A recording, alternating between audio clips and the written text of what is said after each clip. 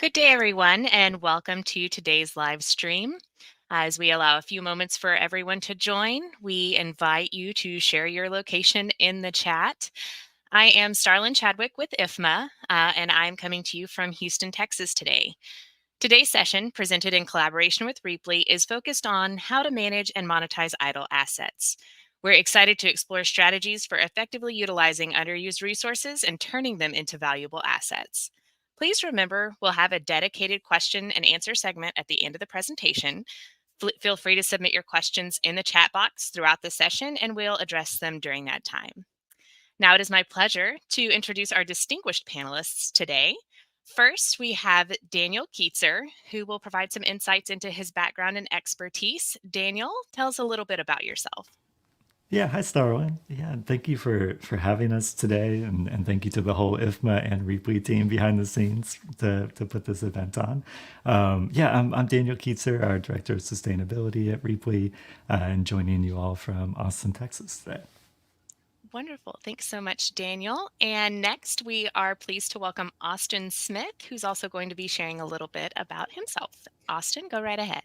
Yeah, thank you, Starlyn.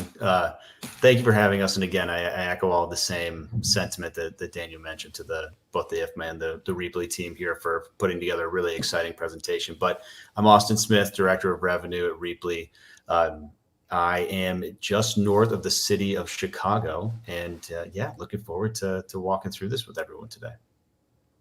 Wonderful. Well, thank you so very much for introducing yourselves. I will rejoin you, gentlemen, towards the end for the question and answer portion, but I'll go ahead and let you take it away.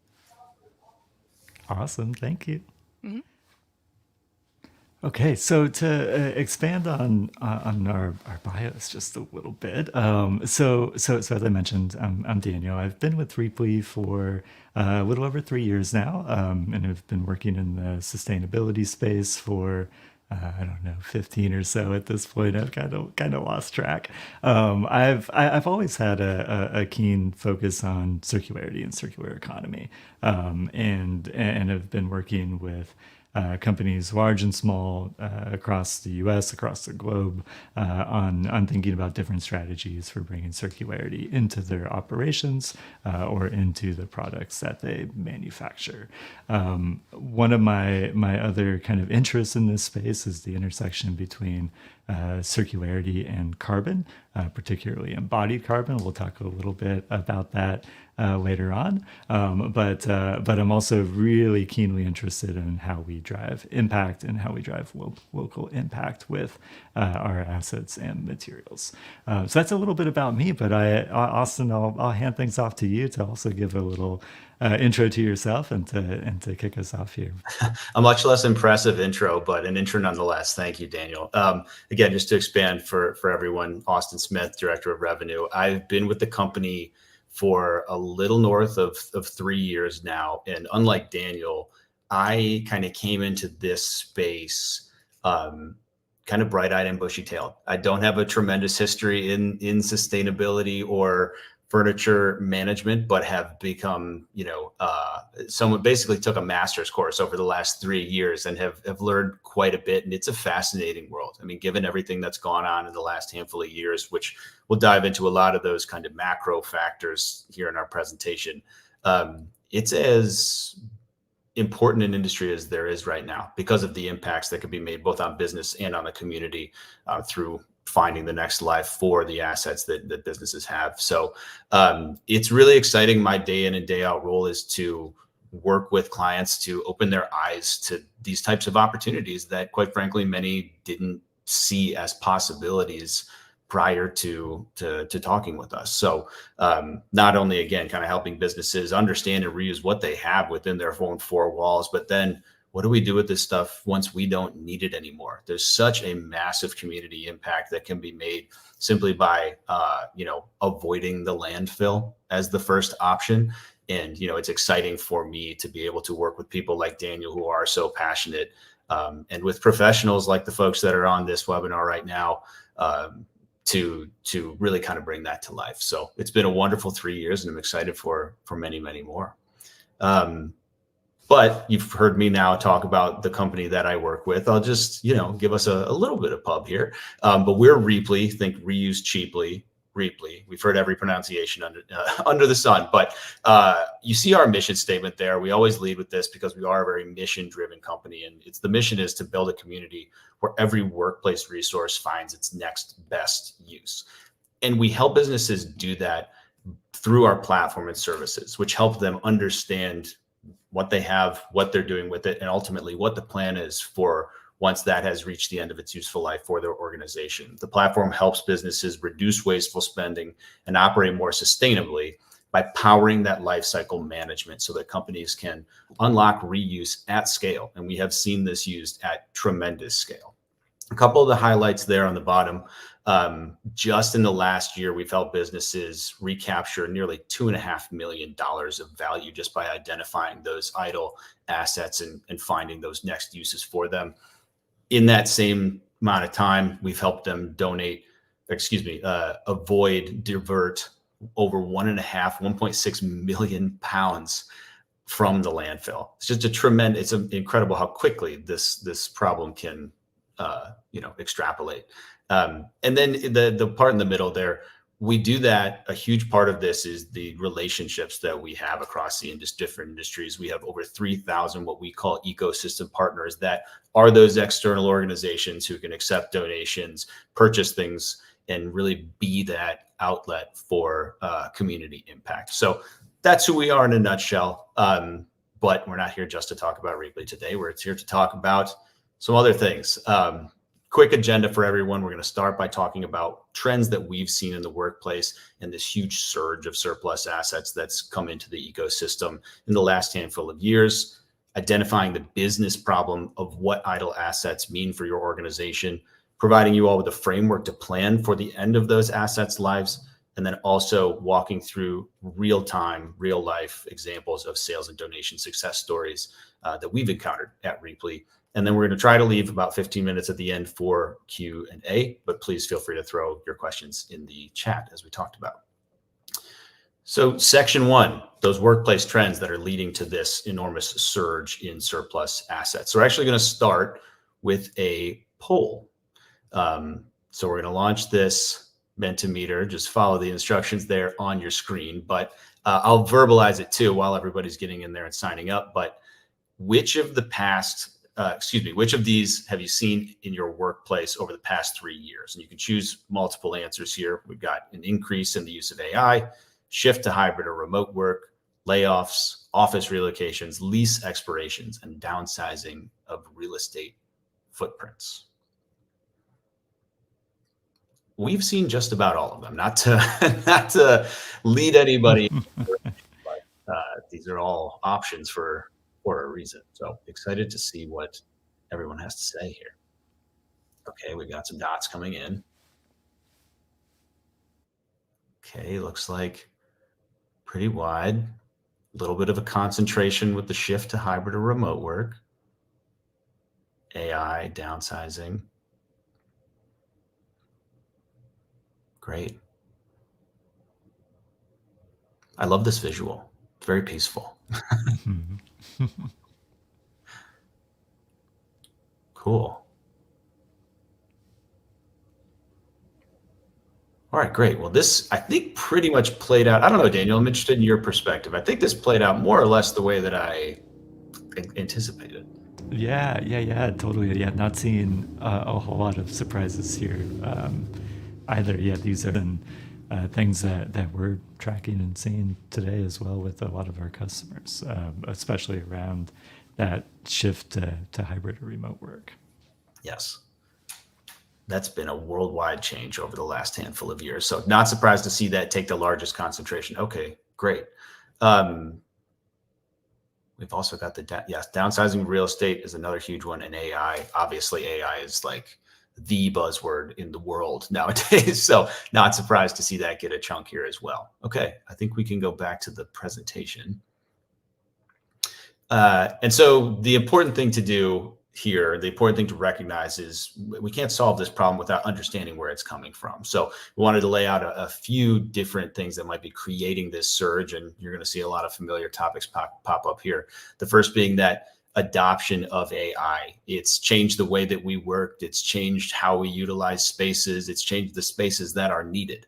And in so doing, it has created, again, part of this surge in assets. I mean, it both has pushed people into different spaces, and it's also forced the need for additional spaces to power AI to be created. So a huge factor in both the expansion and consolidation of sort of the places in which we work.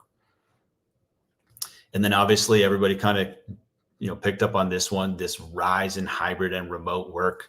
It's, again, been one of the global topics since 2021 or so is flexibility in the workplace. We're seeing some organizations urge people to come back more, and then some truly adopting this hybrid and remote work lifestyle. So it's pretty much here to stay, but it has caused a significant disruption, or at least rethinking of what does an office space need to be.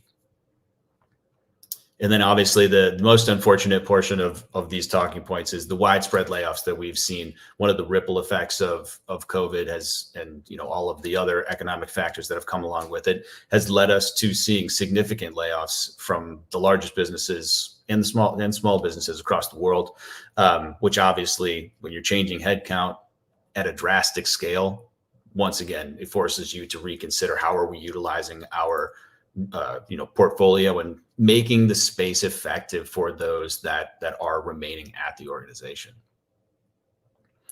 And in this same vein, with layoffs comes that reimagining of your portfolio. It can lead, you've been a lot of things in the headlines lately about, businesses moving out of, some of the largest businesses in the world, moving out of signature locations in major cities because they don't have the headcount to support those, or they've decided that there's just a better way for their businesses to work, and so they're relocating those offices. They're letting buildings kind of mothball for a period of time because it's cheaper to do that than to break a lease. But when that lease is coming up, they will no longer be there, and just simply downsizing. So it can be within the same space, but kind of reducing your square footage footprint. These are all things that are happening.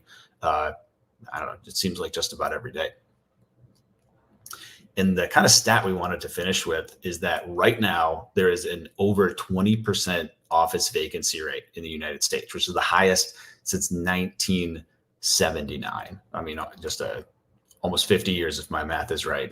I'm not sure that it is, but it's just a huge amount of vacant space. So the interesting part there is, again, just so much has been moved out of there, but eventually people will be moving back into a large portion of this. It stands to reason. So what happens to those spaces when people take them over, dealing with the goods that are kind of in there already? But these two that are now green are the two that we want to dive into a little bit more. So the first one to concentrate on, again, I spent a little time on it before, but is this rise in hybrid and remote work and what it means for FMs and the people that manage those spaces. It has put an intense focus on three things that we outline here. The first is space planning. Gone are the days of huge banks of cubicles and walls and walls of offices, and here are the days of neighborhoods and flexible spaces. And something that we see very frequently is the ability to very quickly, as we move on to flexibility, being able to flip over a space and utilize it for more than one need. There might be a project that takes place that needs a whiteboard here and a chair here, but then 3 months later, once that project is over, we need 4 desks and 6 monitors, and the ability to plan for that and be flexible enough to adjust your space is kind of par for the course for a lot of the companies that we work with. And that all kind of funnels into that final bucket of employee experience. It's one of the things I've learned in the last 3 years is just how much thought and attention is put into the experience that an employee has within the 4 walls of an organization nowadays. I don't know that was probably always the case. If you go back to that 1979 timeframe, it was more of let's just get everybody a place to sit. Whereas now it's very much tailored to employee experience, and it makes a real difference for those that are coming into the office. So the rise in hybrid and remote work has necessitated some changes. And then there's obviously, we talked about kind of the ever shifting portfolio, those relocations, lease expirations, and downsizing. And again, to kind of go back to the planning portion of this, it's become more important than ever. Talked about optimizing spaces because if you're downsizing, you're getting more people into a smaller space, or you're opening a new location, being able to optimize that and not have wasted area for headcount is incredibly important. I kind of hit on this example before, but those shared spaces, those neighborhoods, I hear a lot about hoteling or shared desks because people are coming in at certain times during the week, and others are not. So massively important here. And on top of all of that, it's managing these costs. I mean, breaking these leases again has led to, I've heard many examples about businesses or just buildings being mothballed, things just sitting in there because it's cheaper to do that than to break the lease. So just being able to foresee those changes is huge. And then navigating them. We have talked to so many businesses over the last 3 years that want to plan ahead, want to do all these things, but they don't know where to start because they haven't done a great job of tracking things historically. So the way that they manage their assets is, spreadsheets, which are really difficult to keep in real time. I've heard of, POs just saying, hey, we bought all this stuff. Okay, that's great, but where is it? And there's a lot of gaps in that process. So having a living, breathing inventory of what you have can go a very long ways when it comes to doing this planning and optimization. And so things that we're seeing in the market very frequently is a steady increase in what we'd call one-time decommissions over the last 2 years. Businesses need to get out of a space and need to do it quickly because they haven't been able to plan for it. And that leads to things ending up in the landfill and some lost cost there. FMs and real estate leaders need to plan for more flexibility and do so into their space designs ahead of time. It's becoming a huge trend. And then the thing that I think we're the most excited about is the market shift towards sustainability and community impact. So I think more businesses are realizing there's an opportunity to make an impact in their community. And we've got several examples of that kind of laid here throughout our presentation. And one of them is right here. And what's exciting here is that this is actually almost a kind of a microcosm or a smaller example. But just in 3 months, I think that was in the last year, we helped a global investment banking firm divert, as it says here, almost 70,000 pounds of inventory in just under 3 months. These numbers you're seeing are from a fairly small job. It's a handful of floors in their New York City office. And you can see how quickly these numbers can grow. And you just do the extrapolation in your mind. If this was from 3 floors, what could it have been for an entire building or portfolio? Nearly $100,000 worth of total value donated to these organizations that you see on the right. And a little bit of extra detail is that a lot of what was donated, I believe they were almost entirely chairs. They were actually really nice steel case chairs. And they were donated to, I believe it was nurses at Rutgers University who were sitting on these old beat up wooden chairs. And now they were essentially for free given something that's beautiful. And yeah, maybe it was a few years old, but it can make a world of difference to a lot of different people. And so we love the fact that, we were able to uncover this huge bounty of beautiful, kind of steel case chairs and make a really big impact. And again, this is a small example. It can extrapolate very, very quickly. And so now I will pass it to my colleague, Daniel. Awesome. Thank you, Austin. Yeah, great job kind of laying out some of the trends that we're seeing right now. So moving on from the trends and market conditions that exist today, we wanted to spend a little bit of time talking about some of the business challenges and some of the business risks that's tied up when we think about idle assets and materials sitting when they could be redeployed and reutilized. So we like to kind of focus on two two major problems here. One, the cost of storing stuff that isn't being used.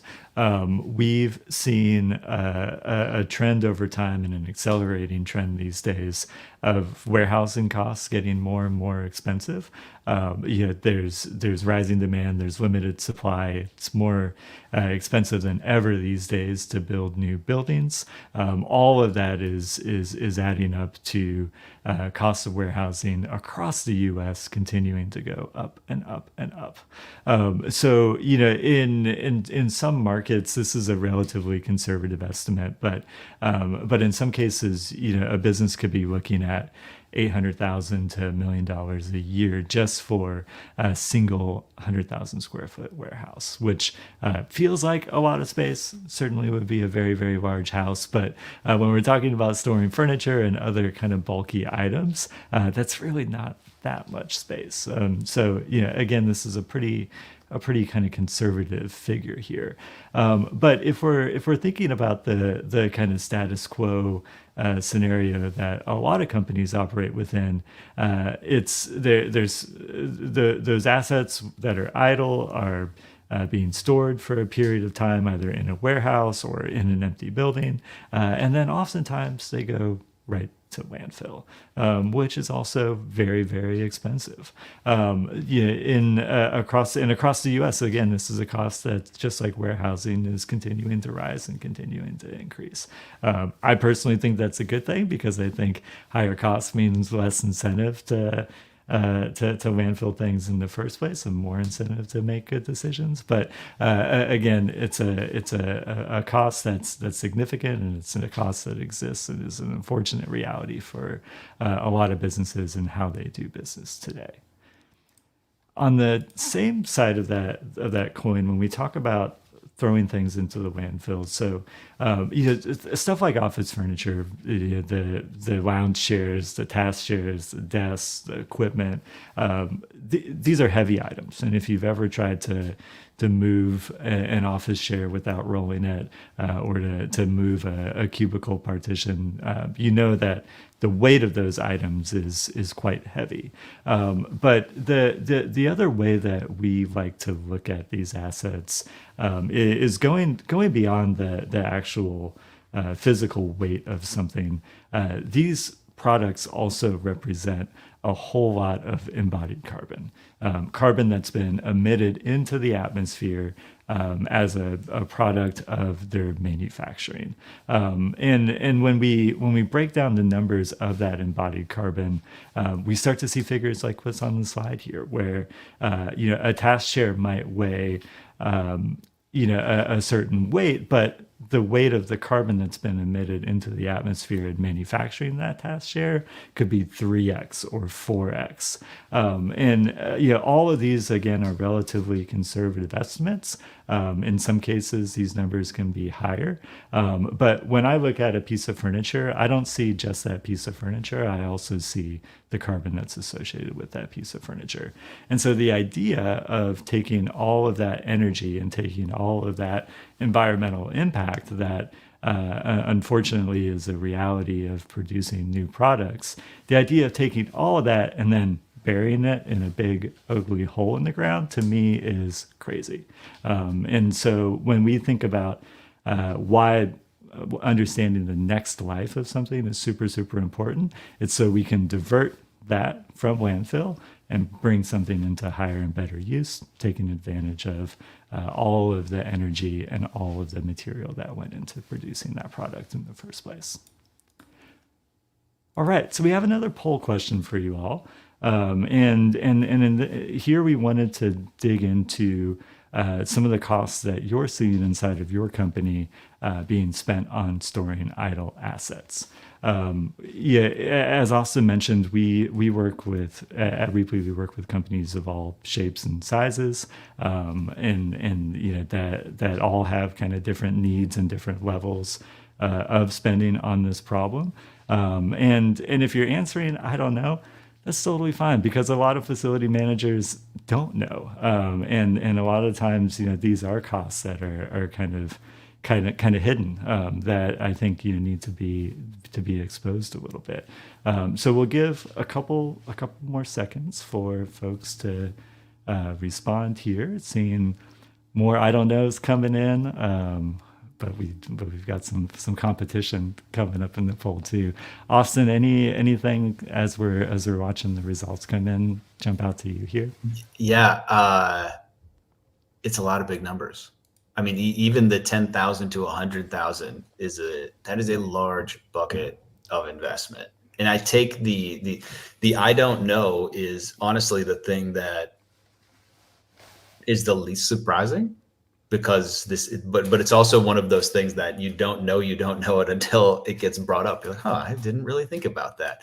It's a huge cost center for many of the businesses that we work with. I mean, you hear about companies with 50 to 100 different storage units, and they don't necessarily have a robust system to track what's in those warehouses or storage units.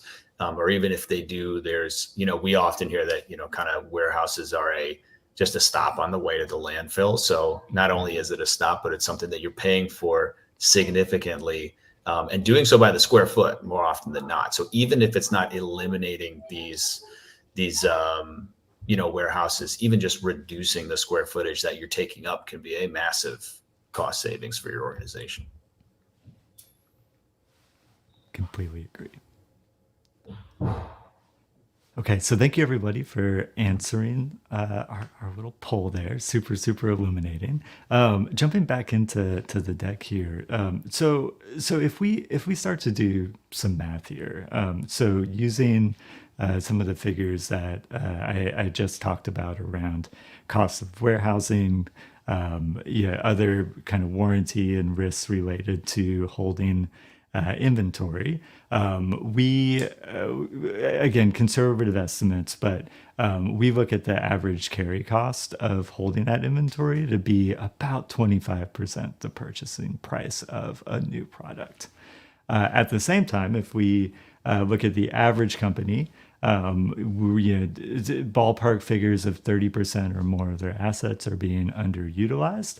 In some cases, we see some pretty wild numbers here with some of our customers where we're seeing price tags of 200K plus a year being spent on storing relatively small volumes of assets. So again, some conservative numbers here. But if we math this out and look at the kind of formula of how we evaluate things, we know that the cost of furnishing, the cost of outfitting an office space, a workspace for an employee, if we say that that's about $5,000 worth of furniture and equipment, again, probably a kind of conservative number.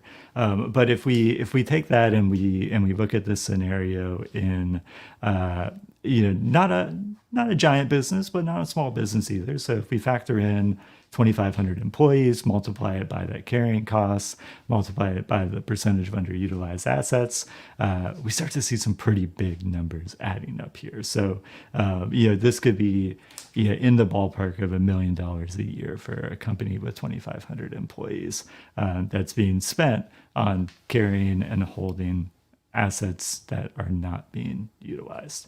If you're curious about kind of digging into these details, or if you want to run this scenario at your company with a little more granularity into the inputs, we'd love to talk to you all about that, and to help you get a handle on this.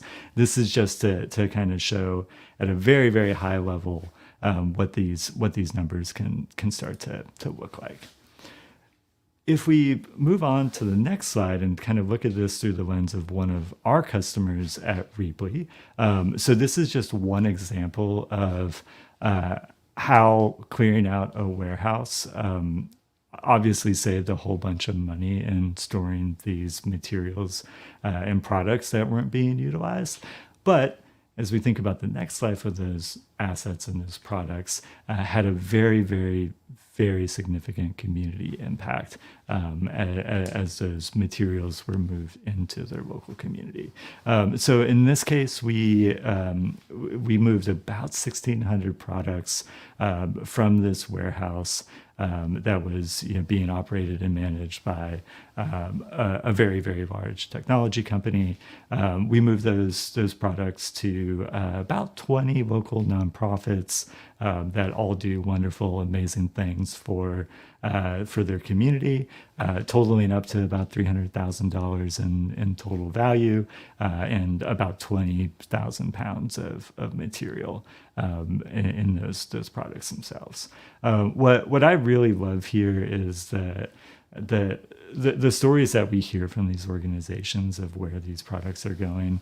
Austin touched on this in his example. I'll touch on this again, but in some cases, these donation events are literally life-changing activities that we're able to help facilitate.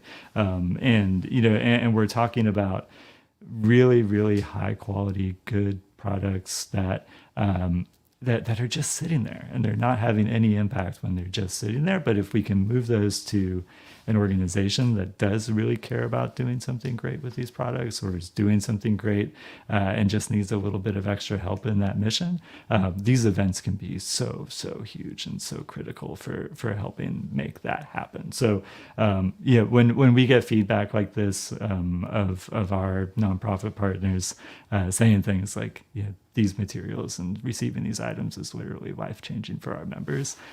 That's why we do it. That's what we're here for. It makes us all warm and fuzzy inside. But this is a really, really great story, and one that we love to see. Okay, Austin, I will pass it back to you to start us off here, and we're going to do a little bit of back and forth. We'll see how good we are at passing the baton back and forth. But I'd love for you to kick us off and get us into. Wait, no, I'm going to kick us off. See, I already messed it. I already messed it up. So I'm going to kick us off. But we're going to go back and forth and talk a little bit about a framework for how we can start to plan from the moment of purchase to the end of life for our assets. Okay, so a very simple kind of 1, 2, 3, 4 here. So to start us off, we think it's super important to purchase items with circularity and with reuse in mind, and we'll talk a little more about what that means. There's also a whole lot extra that can be done as we move into using and optimizing the use of those assets. Austin will chat a little bit about that. That same data that we're collecting over time can also be used in some really interesting ways to identify surplus and identify that moment where something is defined as surplus before you invest a whole bunch of money into storing something that you don't need. And then finally, this mapping and this planning for an asset's next life, and we'll talk about a few strategies to think about as we move into that and as products move into that.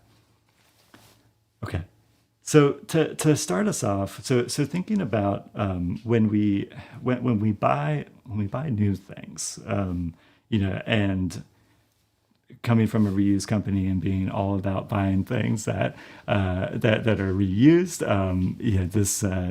this isn't hard for me to talk about, but it is something that I think is super important, and that's sourcing sustainable products that are built with circularity in mind. So high quality, well-made products that are being made in a way that helps to plan in advance for where those products then go and how those products can be repaired, how those products can be remanufactured, and how those products are made in a way to live long and useful lives. So this is kind of where it all starts for us, and I think being very intentional about how we plan for this, and prioritizing the sustainability is super, super important. But also at the same time with this, I think, as manufacturers are thinking about circularity, they're also thinking about how those actions around circularity are tracked and managed through the life of those products. And so we really like to focus on this aspect of digitization, of making sure that we have a digital record of what those products are and where those products are right at the beginning of their first life, so we can then better track what happens to those products. And Austin will talk a little bit about that. So this digitization step, it's not just enough to think about buying the best, most circular product, but also buying a product that helps you most easily start that digital record of where that product exists is also really, really key here. Over to you, Austin, to talk about use and optimization of assets. It's a real chemistry test for us, Daniel. I think we're passing even with that stumble, but it's over to me to talk about, once you have those assets, how are you utilizing them and optimizing them? And really kind of almost start on the left-hand side here, talking about just what it takes from a communication perspective. Today, some real estate teams are comprised of several different FMs. I mean, I've worked with clients where you've got some combination of a CBRE, a JLL, a Cushman and Wakefield, all operating on the same spaces and having to work together. And all of that is in tandem with a client direct team, and oftentimes members from our team. So being able to communicate is table stakes if you want to manage things today, even without planning for any of this. So it only grows in importance when you add in, the transformation into a new way of thinking, which, to be, completely candid, there is a transformation in thinking that's needed to prioritize things like this for many organizations. But it all starts with, like Daniel said, digitizing what you have so that all of those teams can be working from one place and speaking that same language. If you don't have that, you've got a lot of conversations going on in a lot of places, and it can be fractured very, very quickly. And that just kind of, leads to gaps that we don't, nobody wants to see within their operations. So, but moving over to just what you need from a baseline in order to do that, it's the ability to monitor and record the condition of your assets. Again, we'll go back to the buzzword of digitization. Without knowing anything more than what we purchased, there's a limit on what you can strategically use data for. Unless you track it, there's a gap. And so having that information, software is helpful for it, is a huge unlock for the way that you manage your portfolio. I talked about this a little bit, but the cultural piece here is enormous, not only from the communication, but just the general organizational buy-in to, we want to reuse, we want to make sure we sustainably dispose of things, as opposed to an old way of thinking of, we just need to get everything out of here and do it as fast as possible.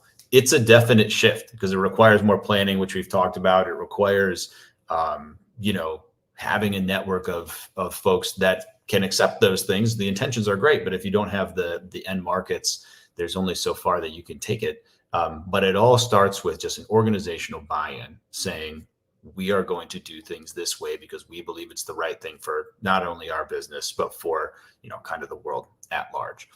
And again, we're saying the life cycle of an asset isn't just what happens when it leaves. It's not this linear motion of buy, use, dispose of. There is a whole set of cycles and circles that can happen within just that usage portion of that linear economy that turn it into a more circular economy, a word I'm sure everyone here is familiar with. But part of that is investing in repairs and upgrades to assets that you already own. So instead of buying the newest and latest and greatest, it's spending a fraction of that cost working with refurbishers, remanufacturers to repair or upgrade what it is that you already own. So again, kind of breaking that linear mode and moving into more of a circular mode. And I already hit on this, but software makes it a lot easier. Understanding what you have, the condition of it, where it is, how it's being used, allows for all of the planning and all of the optimization that comes with the ever-shifting modern real estate portfolio. Daniel, I will pass it back to you for our third point here.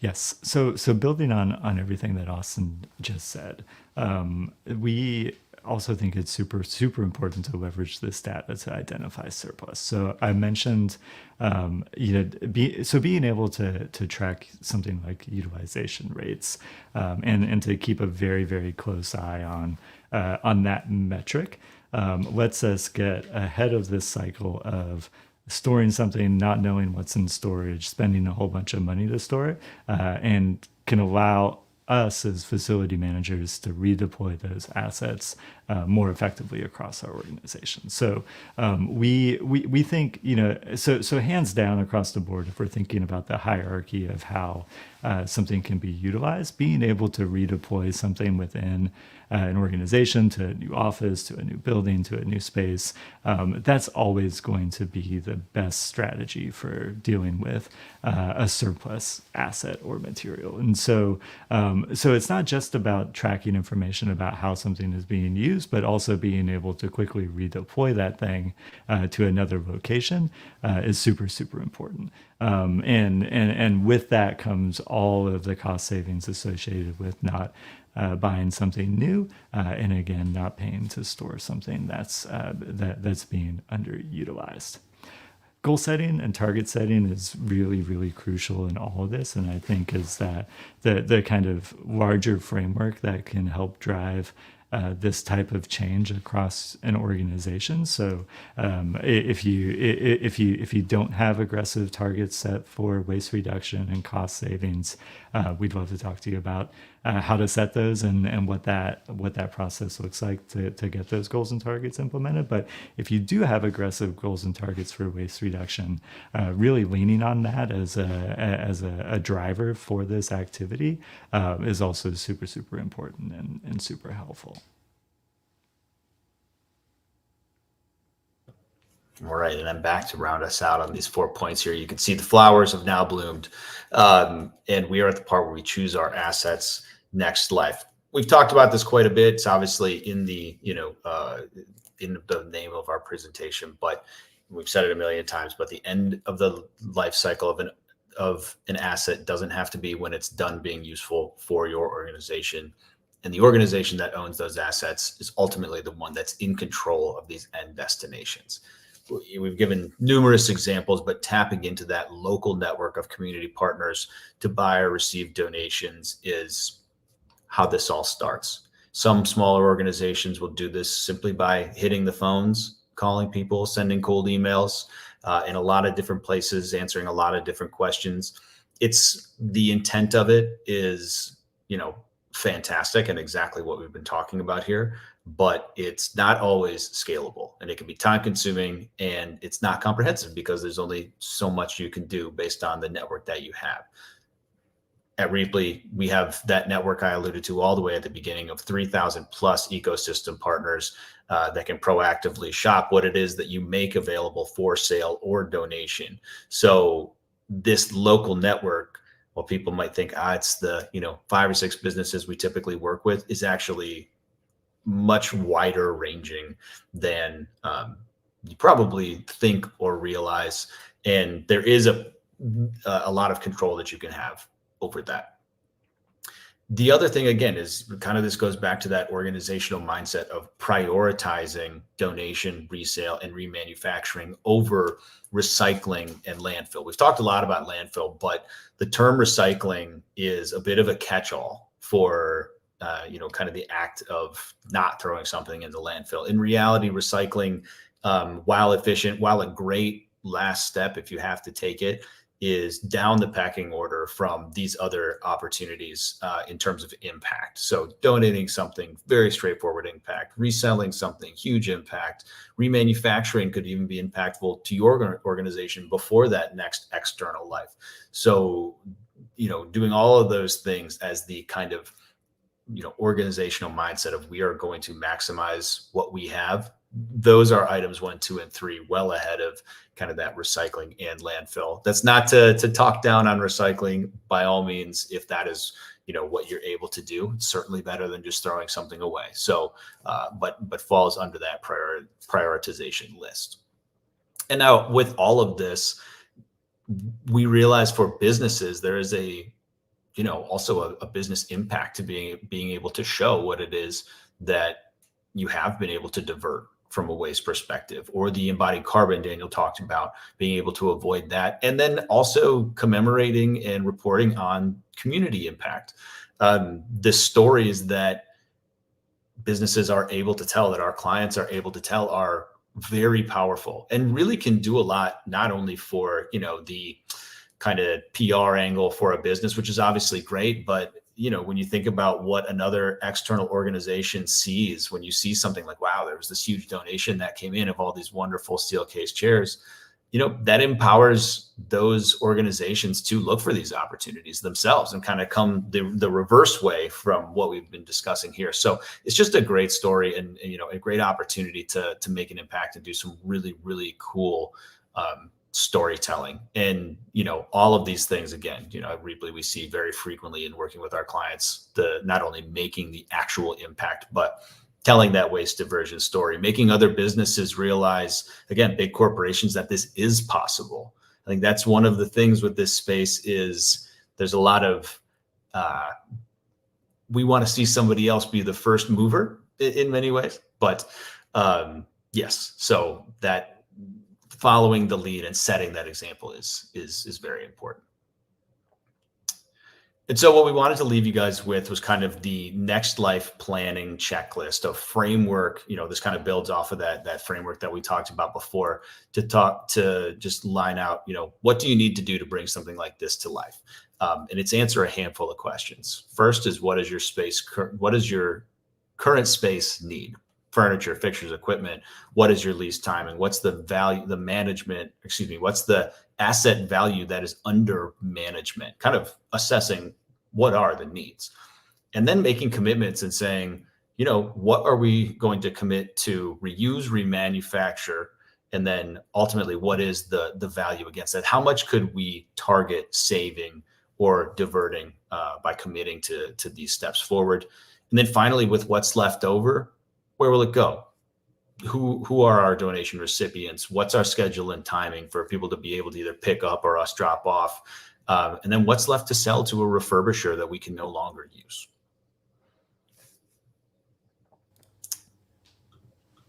And Daniel, So as we think about this reuse scenario, an important consideration that a lot of companies we work with have to ask themselves is, should I try to donate my surplus assets, or should I try to sell them instead? And we have a little bit of guidance here to help kind of walk down both of those paths. So on the donation side, obviously the community impact of donating high quality assets and materials to local organizations is huge. And this is these activities generate really great stories for the annual sustainability report for corporate social responsibility goals. Donation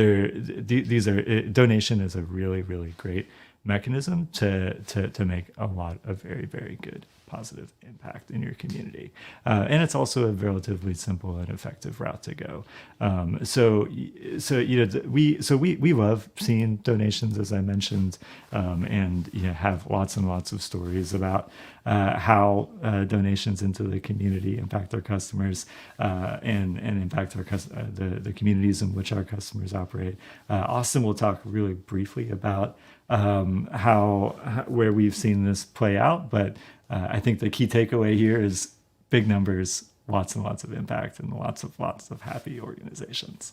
Yes, very, very quickly here. It kind of goes back to some of the other examples we've given, but it's amazing how much impact can be made from small projects. Some of these projects that are outlined here are pretty significant, but these are the results of only 5 projects that we did with a pretty massive organization, and they used Next Life to donate everything coming out of these 5 different projects.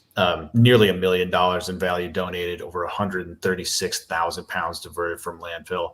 Just things they weren't going to use. This business has both corporate and retail spaces. So this is a combination of both, meaning that there's really no space that any business has that can't be a part of making this huge impact. And then for assets that that do still have a lot of value left in them, or maybe assets that fall outside of the realm of traditional furniture, fixtures, and equipment. Yeah, there are opportunities that exist to recover that investment, or for your business to open a new revenue stream by selling those assets and materials. So, this helps ensure that there's no money that's left on the table. Your company's made an investment to purchase these items. There's also a lot of opportunity to recover that investment at the end of life.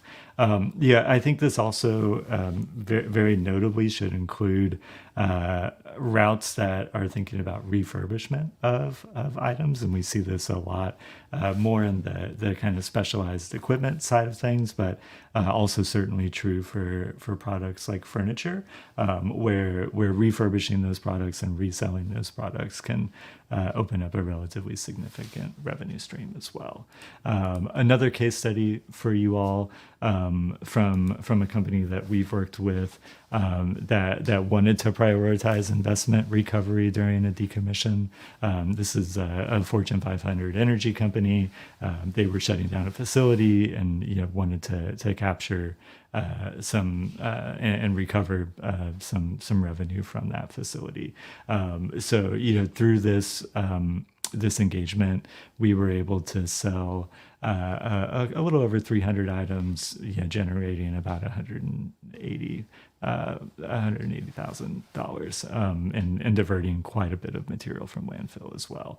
We're all about reducing friction of this process and making this process as easily as possible, and I think that's obviously a big pro for having software that helps enable this activity. But the action of doing this and moving materials in this direction, I think is something that, depending on the scenario, any business could consider as an option. We'll round it out here before we get to the Q&A with kind of the 3 summary takeaways. They're very simple, but the first key takeaway is understanding and knowing what you have. Digitizing what you've got in your spaces will help you assess what the issues are and identify the opportunities, and navigate those tricky office changes and relocations. It also helps you plan for your future, identifying that surplus so you can redeploy it instead of buying net new. Cost avoidance is critical during that time. And then finally, it's choosing the next life. So donating or selling that surplus that you have identified that isn't going to be reused within your portfolio, it will not only positively impact potentially your bottom line, but certainly the communities in which your businesses serve, and keep things out of landfill and give them useful next homes. I think that does it for us. We'll open it up for Q&A. All right, perfect. Well, thank you so very much, Daniel and Austin, for this insightful presentation today. You guys have covered some fantastic content on managing and monetizing idle assets. Thanks so much for sharing some of these trends that you're seeing, the case studies and real world examples, as well as actionable steps for facility managers to take today. So that's super, super helpful. We're excited to go ahead and open the floor to the audience questions. This is an opportunity to dive deeper into any of the topics that were discussed today. If you haven't already, go ahead and submit your questions using the chat function, and we're going to go ahead and dive in. So the first question I wanted to pose to you guys is from Fabiana Otero. What part did the Habitat for Humanity have in the New York use case that you shared? Yeah, I can take that one. So we work with Habitat for Humanities across the U.S. and they're always wonderful, amazing partners to work with.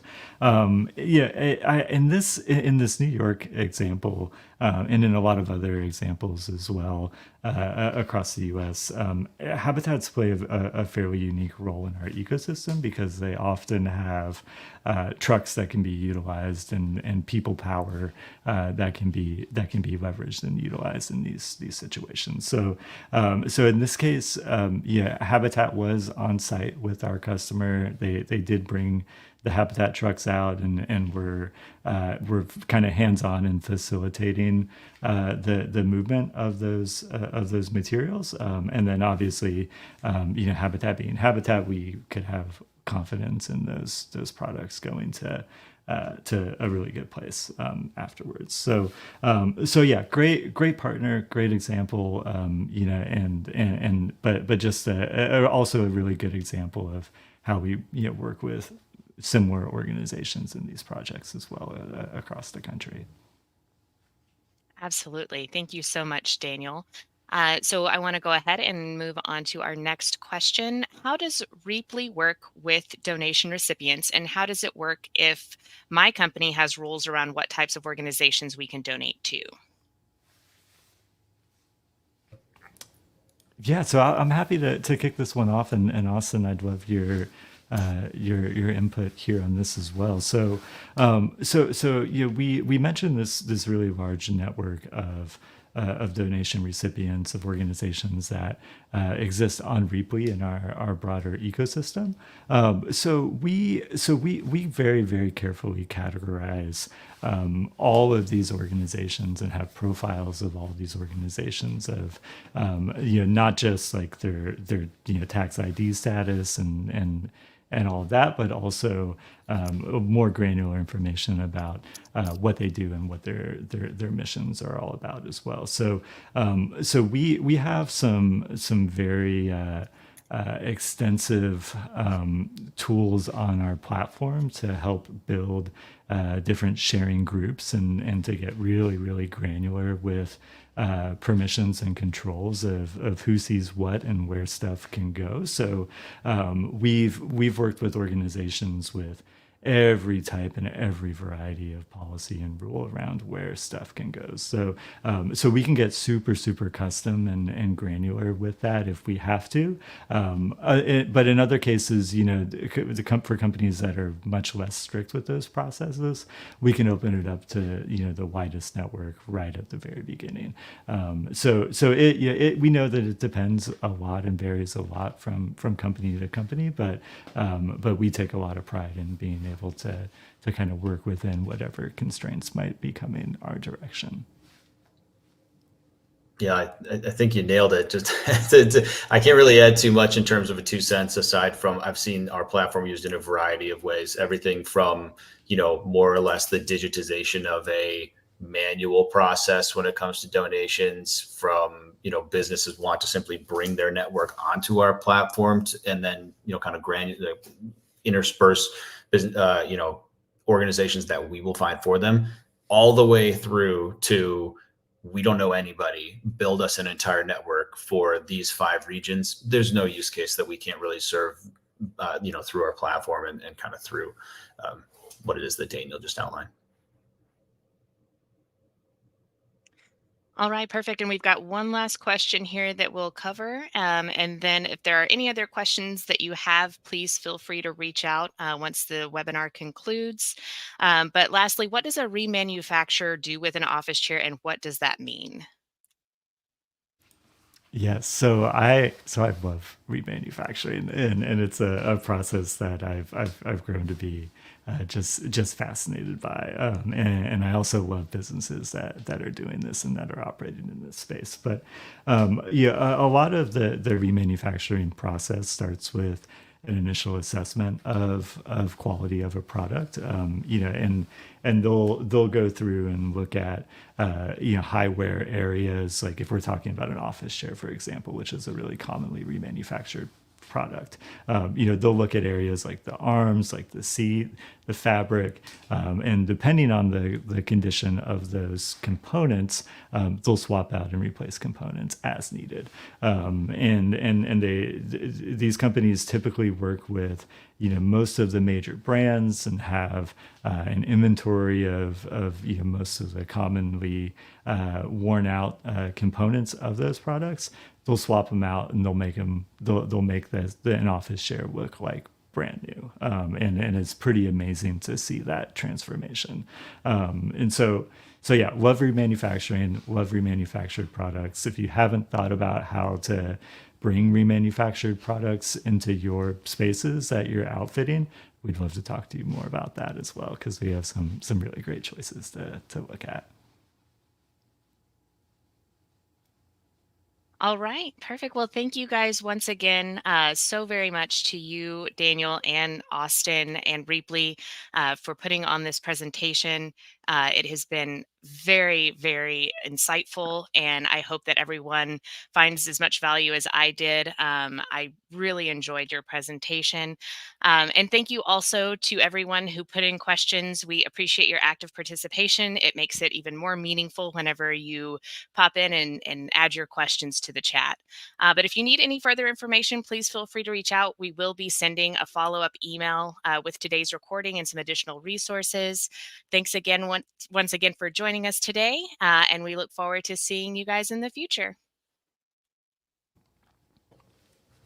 Thank you. Thanks, everyone.